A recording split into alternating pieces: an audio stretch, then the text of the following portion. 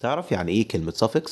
تعال هقولك suffix دي معناها نهاية او معناها لاحقة، ودي طبعا مجموعة من الحروف بتضاف في اخر الكلمة عشان تغير معناها.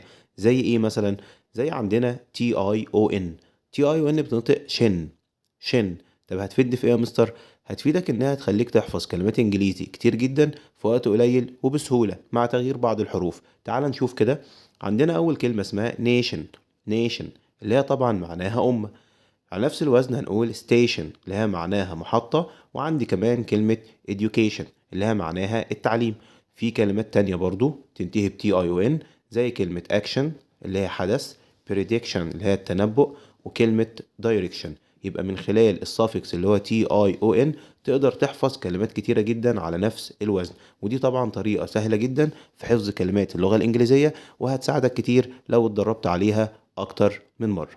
طيب لو عجبك الفيديو ما تنساش تعمل لايك، ولو ما عجبكش مش هتخسر حاجة، اعمل لايك برضو، بس ما تنساش تعمل شير علشان الكل يستفيد وتقدر الفيديوهات دي توصل لأكبر عدد من الناس. وما تنساش تصلي على النبي في التعليقات. كان معاكم مستر مشهور، اشوفكم في فيديو جديد.